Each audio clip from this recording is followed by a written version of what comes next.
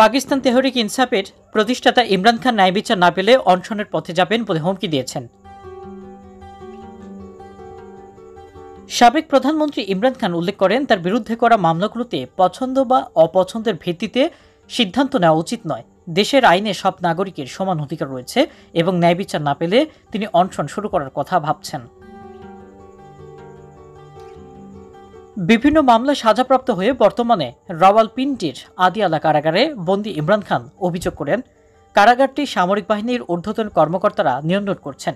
কারাগার প্রধান তাদের নির্দেশে কাজ করেন এবং তার দলের নেতাদের সঙ্গে তাকে দেখা করতে দেওয়া হচ্ছে না।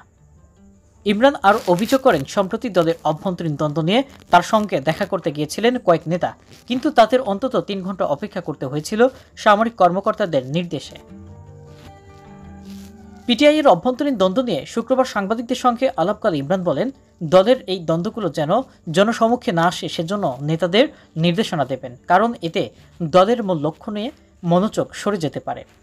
এদিকে পিটিআইয়ের কেন্দ্রীয় তথ্য সচিব রৌফ হাসান একটি সংবাদ সম্মেলনে বলেছেন, প্রধান বিচারপতি কাজী ফয়েজ ইশার পিটিআইয়ের বিরুদ্ধে করা মামলাগুলো সরে যাওয়া উচিত। তাদের মতে প্রধান বিচারপতি কর্মকাণ্ড নিয়ে সন্দেহ রয়েছে।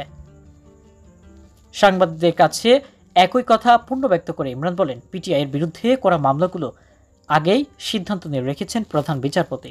এমনকি আদালতের যে বেঞ্চে মামলাগুলোর বিচার চলছে, ওই বেঞ্চের অন্য সদস্যরাও প্রধান বিচারপতির উপস্থিতি নিয়ে আপত্তি তুলেছেন।